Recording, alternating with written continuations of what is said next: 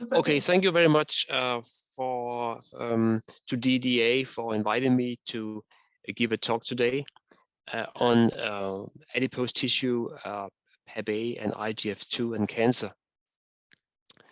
And as already mentioned, my name is Frystyk, and I'm a trained adult endocrinologist. So I'm a plain doctor, not a basic scientist. So I hope you can follow my thoughts here. So the program will be first the obesity entrance to cancer. Then I will discuss adipose tissue. I will discuss IGF-2. I will discuss PAPP-A, which stands for pregnancy-associated plasma protein A. And then I will show you our hypothesis. It's been known for quite some years now that obesity and cancer go hand in hand.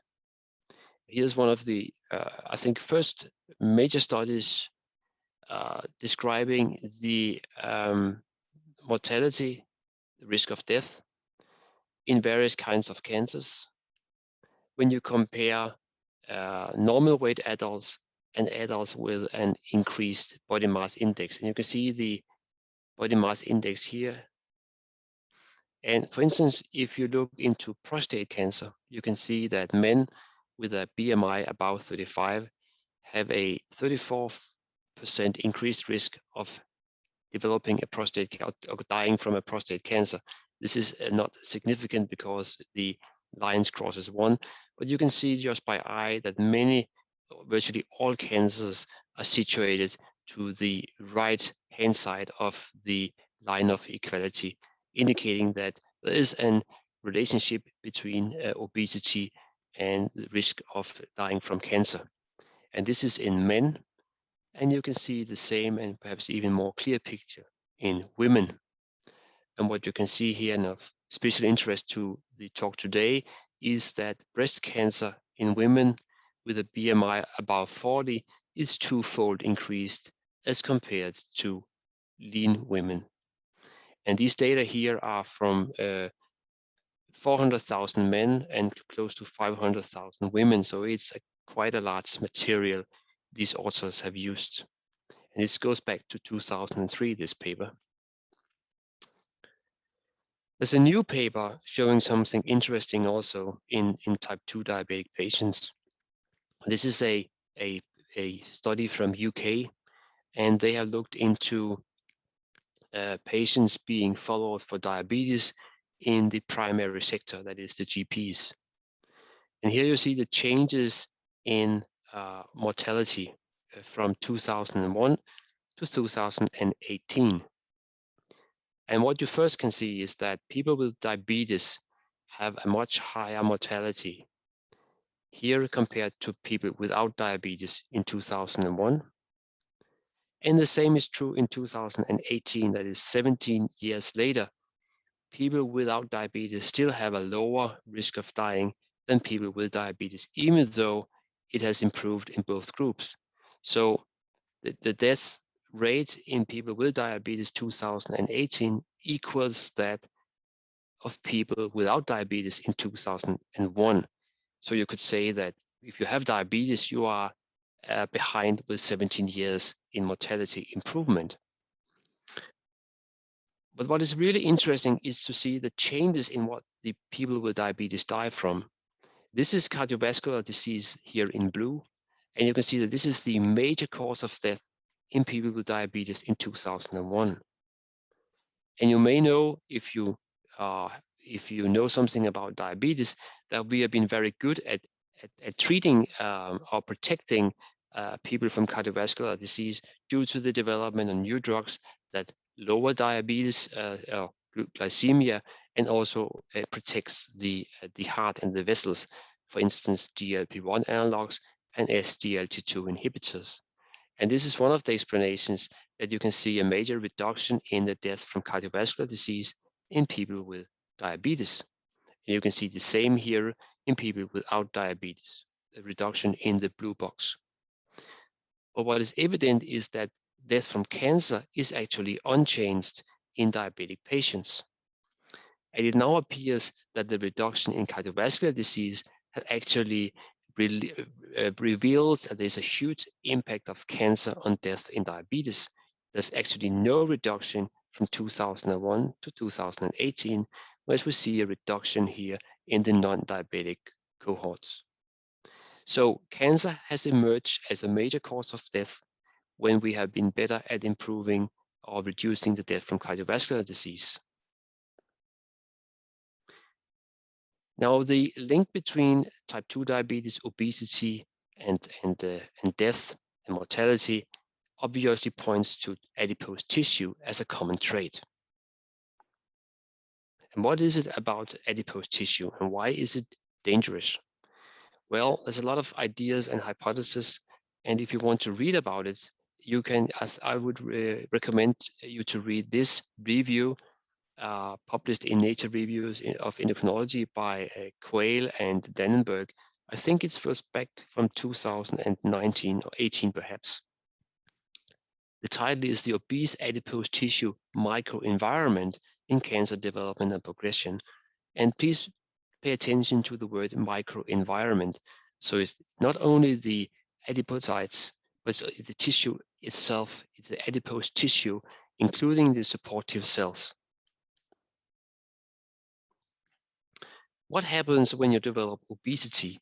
Well, your adipocytes expands, increases in size.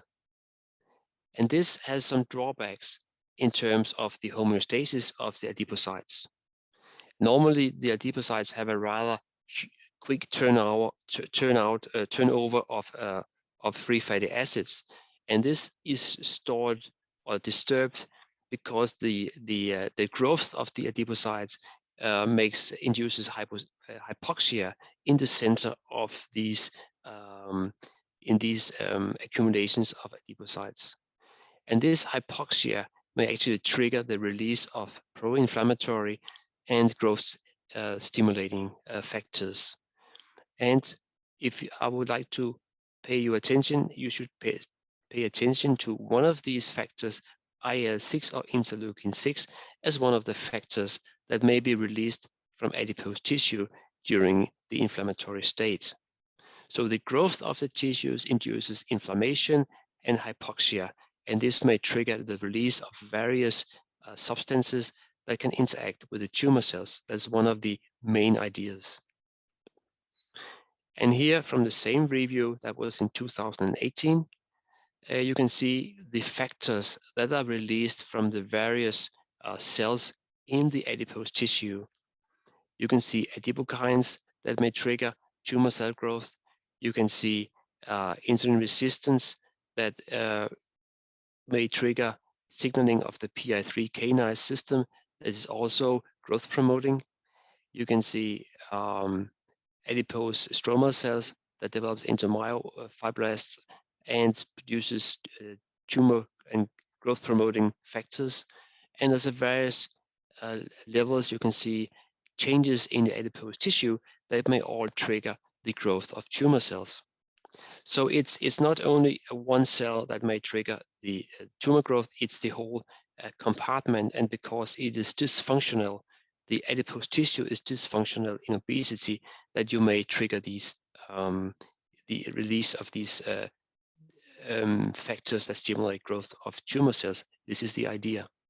Of course, we are all seeking to identify the most important factors, and we have different angles to do that and different views on which of the factors that are the most important.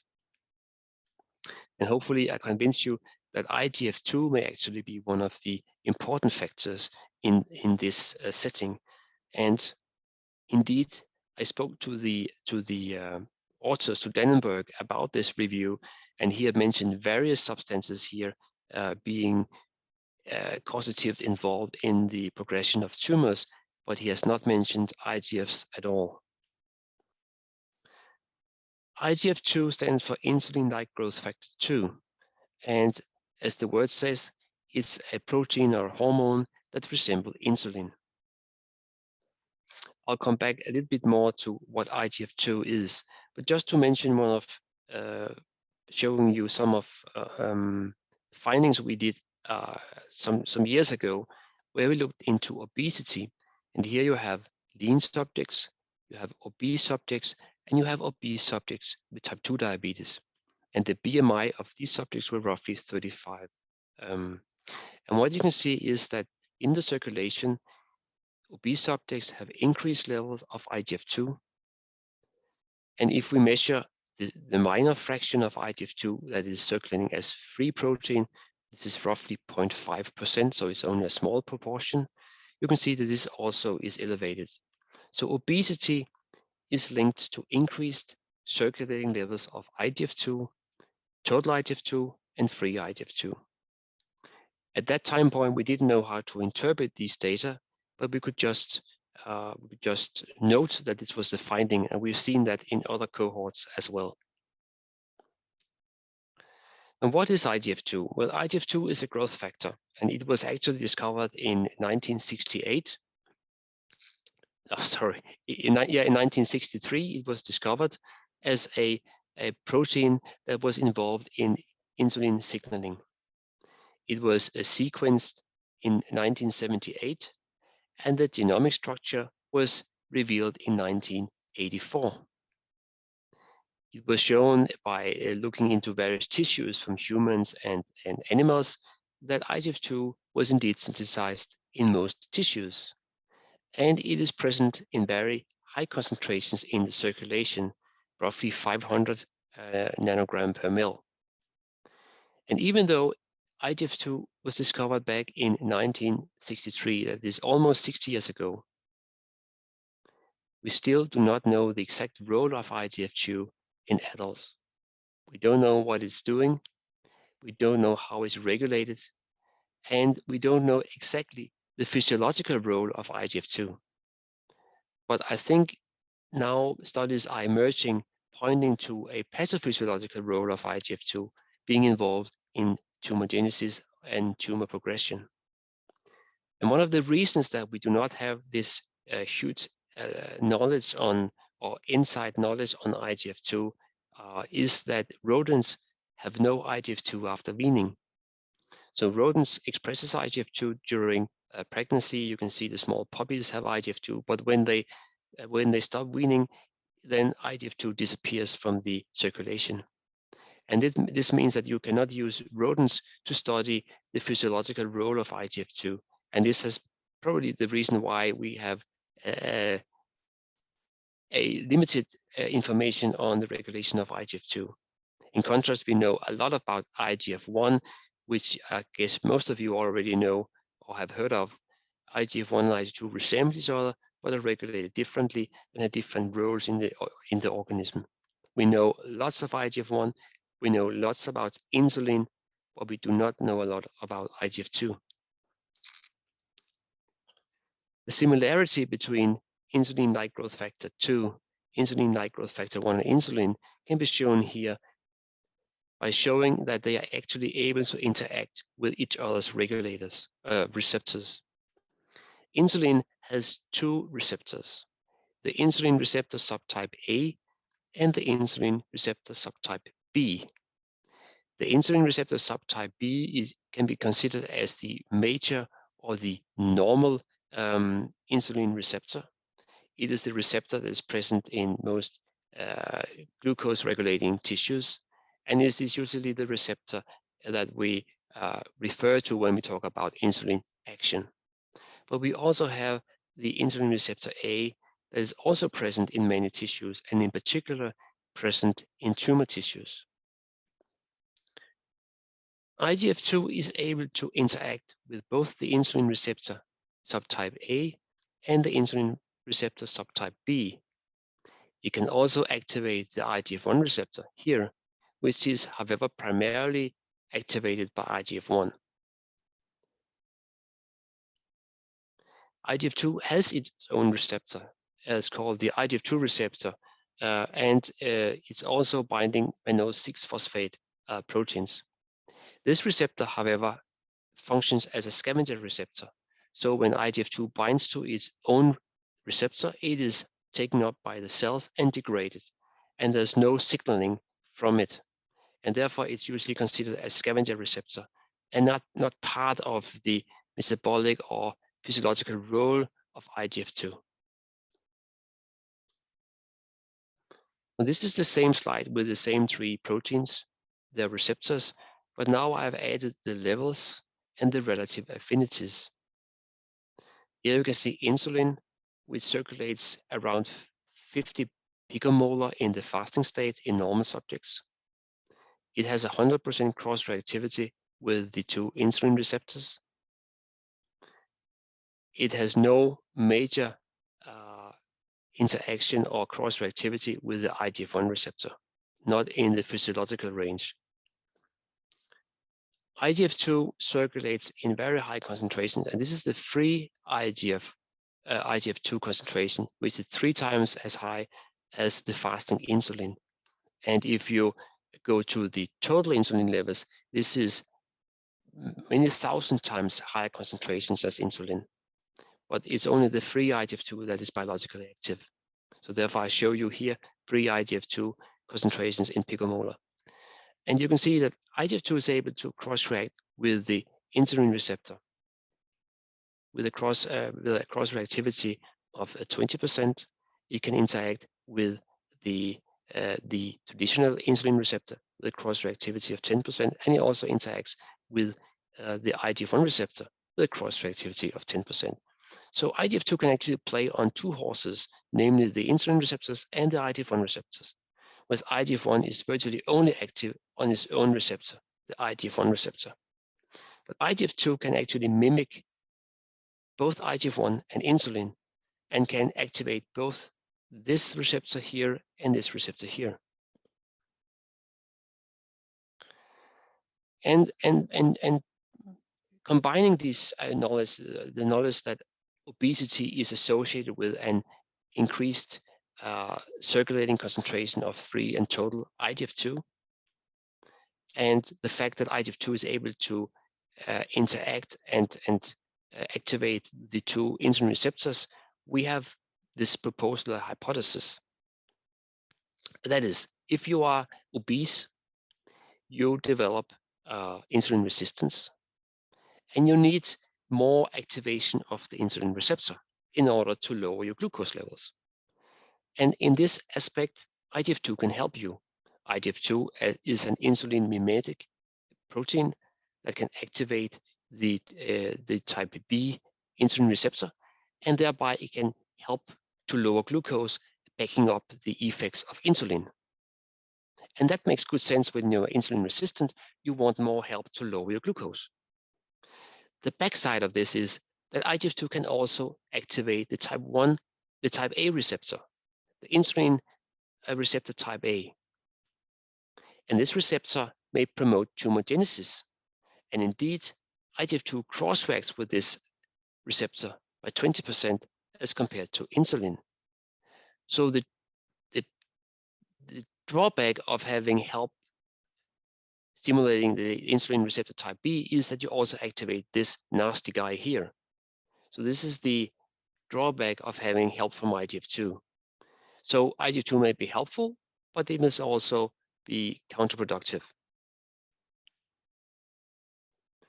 And I will go back to this slide that I showed you, just to remind you that IGF-2 levels are elevated in obese subjects, and it doesn't matter whether they have type 2 diabetes or not. It is still elevated. So it's not due to the presence of diabetes itself, but due to the presence of obesity. And we've also shown that if you lose weight, you actually lower IGF-2 levels. If you lose weight following a diet, you lose IGF-2, you will lower IGF-2 levels.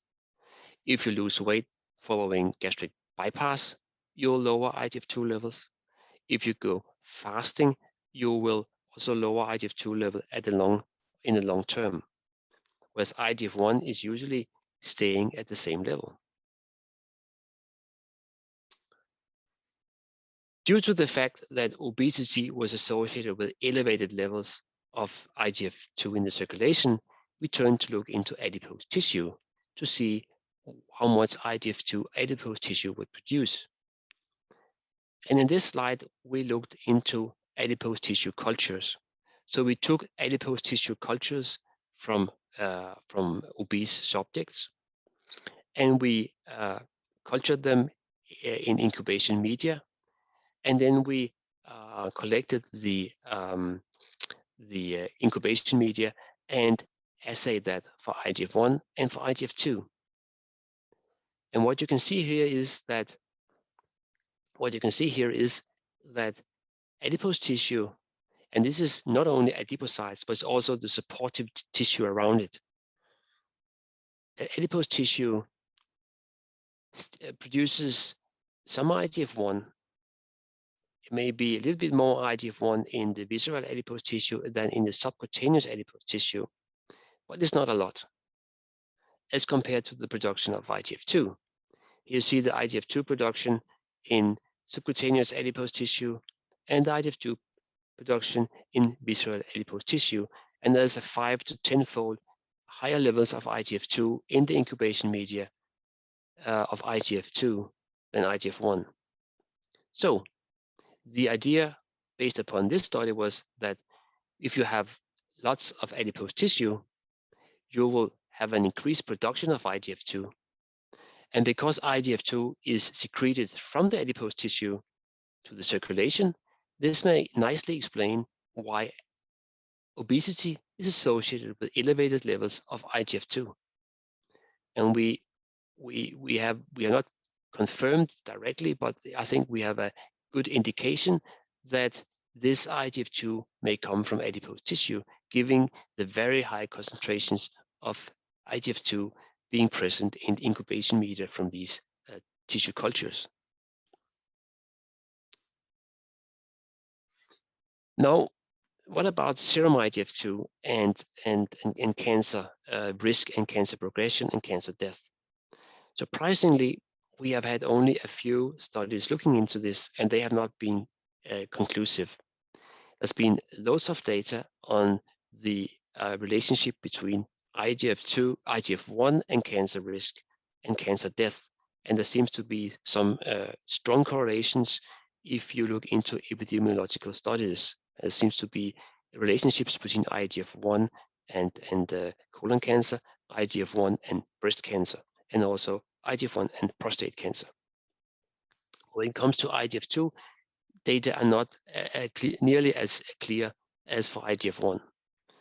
And there's no clear evidence of an association between serum IGF-2 and cancer.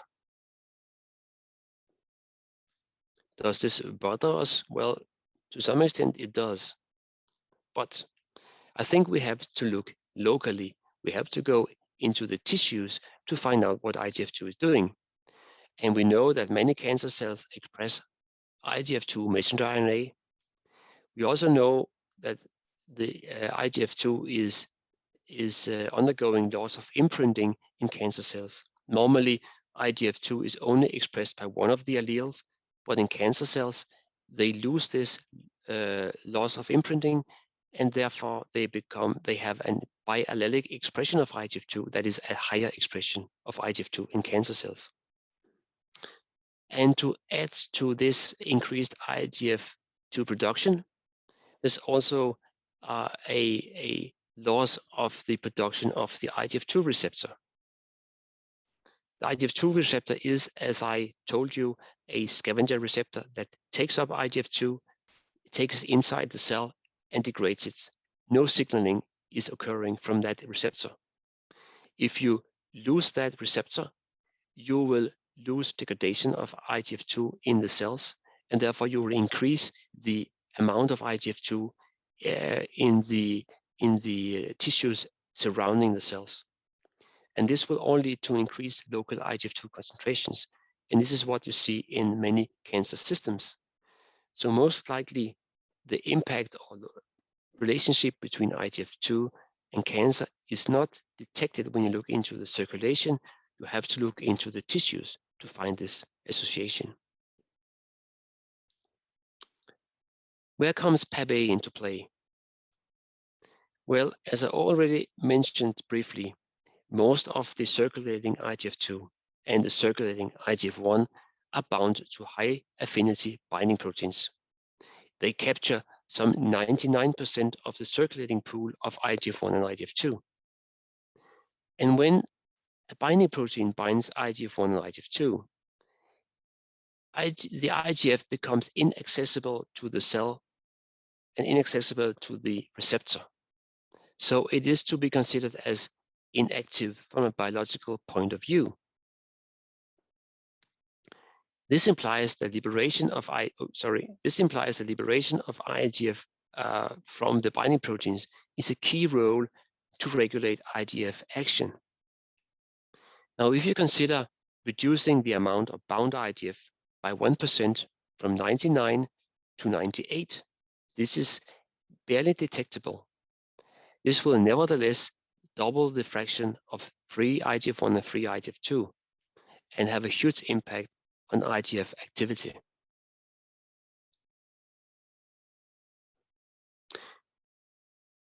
Liberation of IGF from the binding proteins is controlled by enzymes. These enzymes cleave the binding proteins into fragments with either low or no IGF affinity.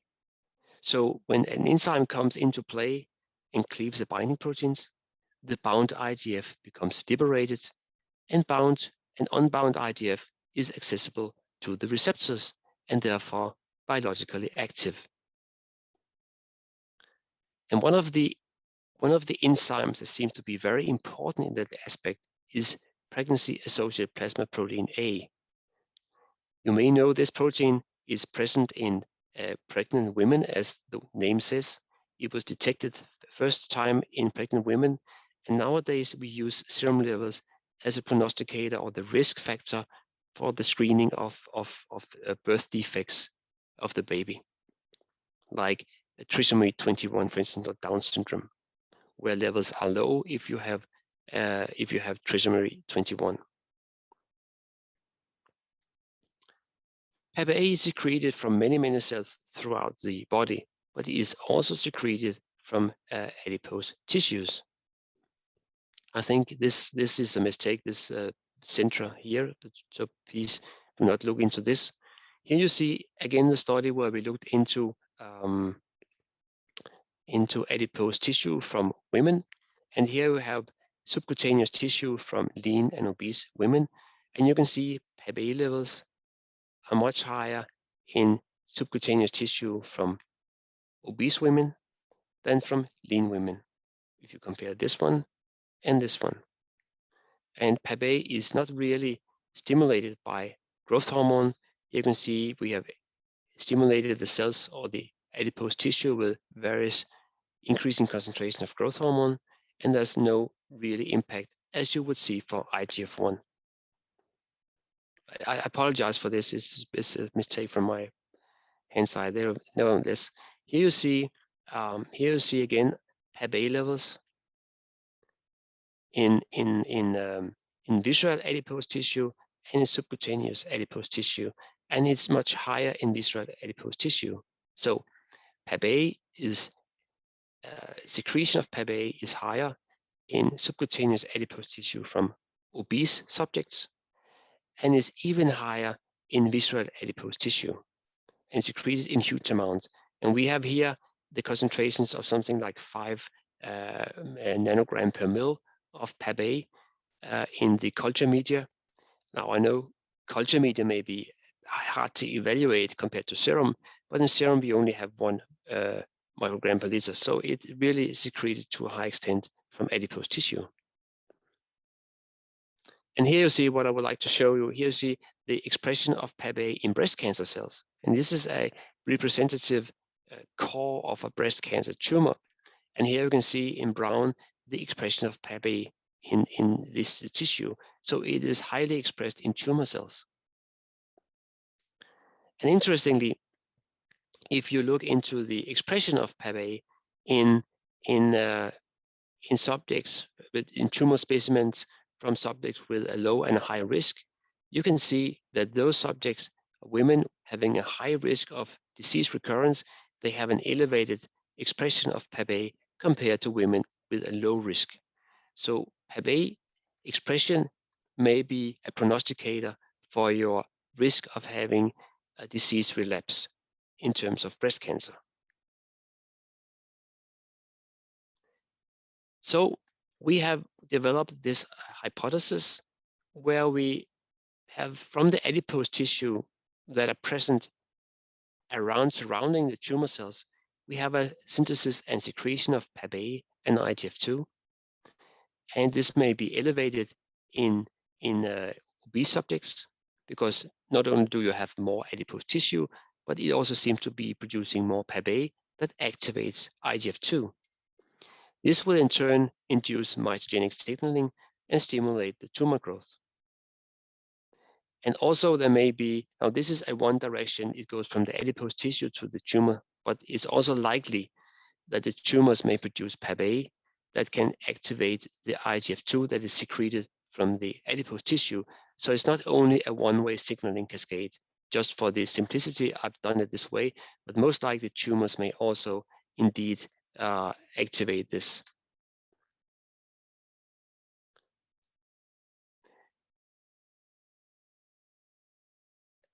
Now, what is driving the PAPP-A? Why do we have an increased synthesis of PAPP-A in tissues, in adipose tissue? One of the mechanisms could be interleukin-6. We know that various interleukins and pro-inflammatory proteins that are present in adipose tissue from obese subjects is stimulating the expression of PAPP-A in vitro systems. And based on this, we looked into the correlation between interleukin-6 and PAPP-A concentrations. And here in a pulmonary effusion, so this is not serum, but it's pulmonary effusion fluid from the lungs of patients with cancer and inflammation. And here you see a positive correlation. It is a log-log scale, or a natural log-log scale. And the correlation is not the most convincing I've seen, but there's nevertheless an increased a positive correlation. That is, the higher the IL-6, the higher the PAPP-A levels. So we believe that IL-6 secreted from inflamed adipose tissue may actually stimulate the secretion of PAPP-A and thereby activate IGF-2 to a further signalant and thereby drive tumorigenesis. So IL-6 may be one of the factors that are involved in the activation of IGF-2 from the adipose tissue and thereby stimulate tumor growth. So this will nicely link inflammation and tumor growth via PAPP-A. Now, have we any evidence that this is this is a hypothesis that is worth pursuing? I think we have. Here we have a study based on women with breast cancer. 301 women followed for 10 years. And they are all actually from the Funen breast cancer cohort. We looked at baseline PAPP-A levels measured in the circulation. And we then divided this group into tertiles in women with low, medium, and high PAPP-A levels. And what you can see is there's a clear difference between the three groups. The group with high levels of PAPP-A had the worst prognosis. They had a low recurrence-free survival as compared to women with a low PAPP-A level. So PAPP-A seems to be a long-term prognosticator in breast cancer, and it could be due to the fact that it is produced in the tissue surrounding the tumors. You can see this secretion of PAPP-A from the adipose tissue is also detectable in circulation. And in the tumors, it may stimulate actions of IGF-2 and thereby increase the risk of getting tumor regrowth and therefore relapse of disease. So I think we have, we and others have a new candidate for cancer, that is IGF-2. And this candidate here is going to be investigated in some studies we are now going to perform in the autumn. And we have been very lucky that these studies have been funded from the Danish Cancer Society and also from the Novo Nordisk Foundation, together with colleagues in Aarhus. When I show IGF-1 and insulin here under the umbrella, it is because most of the research so far has actually focused on IGF-1 and insulin, and we know a lot about those. And there's also indications that insulin in particular, but maybe also IGF-1 may be involved in cancer disease and serve as a prognosticator, whereas we do not have the similar studies on IGF-2. But on the other hand, there's been no clear indication that the reduction of IGF-1 by antibodies or other things have been helpful in cancer. And insulin and IGF-2 actually serve to activate the same receptors.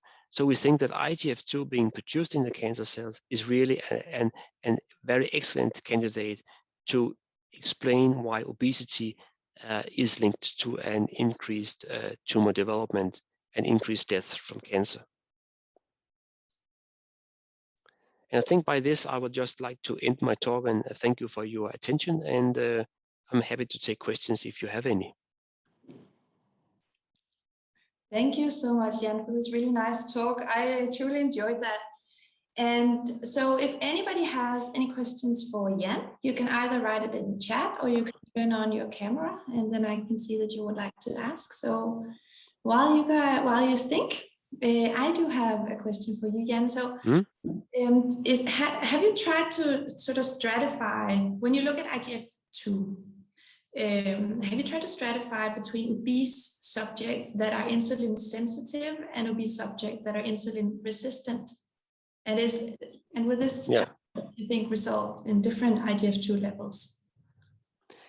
This is a very good question, and I think you are pointing to a very good idea. That is, when you use BMI, this is a very rough estimate of obesity. We know that you have obese subjects who actually are very insulin sensitive, and we have obese subjects that are very insulin resistant. And then you have type 2 diabetes on top of that, of course. But we haven't done that yet. And this is something that really hampers a lot of studies looking into obesity using BMI or waist hip ratio as the proxy of obesity. So I think this is something to be done. But having said that, I still think that we have done so many measurements of IGF-2 in the circulation that I'm more and more convinced that you do not find the explanation for IGF-2, how it's regulated and what it's doing by measuring IGF-1 in the bloodstream. You need to go into the tissues where it's acting. Okay, so I have many more questions, but I think other people might as well. We have a question from Anne Rosendal. Hi, Jan. Hi, Anne. Nice to see you again. Yeah. And thank you very much for a fantastic talk. You know, I also have this huge interest in the IGF field and the obesity-associated breast cancers. So I was thinking with the PAPP-A and the levels associated with pregnancy, what about PAPP-A and associations with pregnancy-associated breast cancer? And also, is there anything known about IGF-2 and pregnancy-associated breast cancer?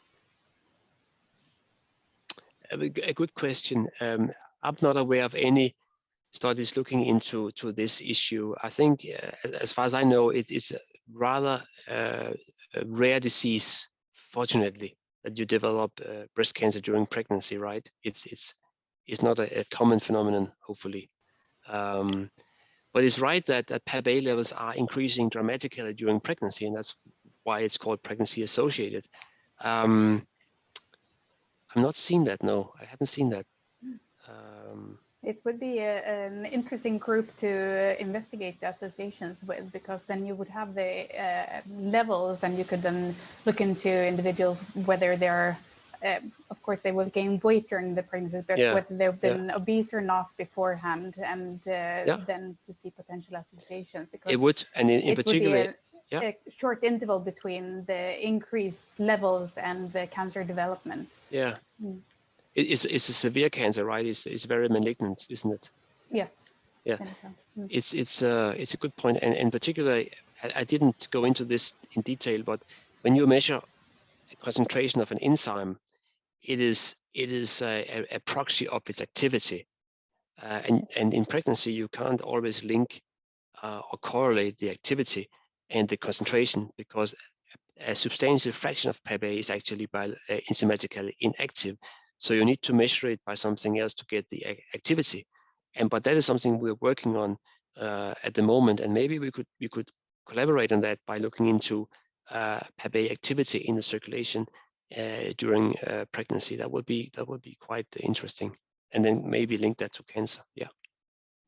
Thank you. Okay, and then we have a question from Knud Bidestred. Yeah.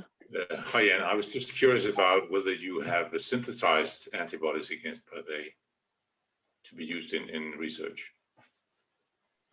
You can use PAPP-A. You can use PAPP-A antibodies, and you can use also a known inhibitor of PAPP-A, that is the stannocalcin 2. So it's possible to actually inhibit the enzymatic activity of PAPP-A, and therefore it's a nice target to look at because you can actually modify its activity. So thank you. Yeah, that's a good point. It's a modifiable system we're looking at. Okay, I think, does anyone else have any questions? I have one last question for you, Jan. Sure. So have you or others checked in vitro whether the addition of elevated levels of IGF-2 promotes cancer growth or cancer cell growth in vitro? It does. I can't pinpoint a single article, but it's been shown so many times that activation or addition of growth factors increases tumor growth. And it was shown some years ago that the IGF-1 receptor was pivotal to that. So there was a large interest in inhibiting IGF-1 in cancer patients. But as I said, inhibition using either receptor blockers or neutralizing antibodies didn't turn out positive, and it failed. And therefore, the whole area of IGF-1 in cancer has suffered from that. And I think it's because you're looking at the wrong guy. You should look at IGF-2 rather than IGF-1.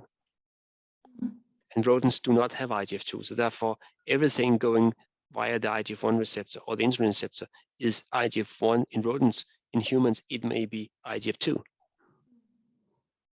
Yeah. Okay, but thank you so much for your talk. And I think with that, if we don't have more questions, I think we would like to thank you, Jan, for doing this. Pleasure. I really enjoyed it, and I hope the rest of you did as well.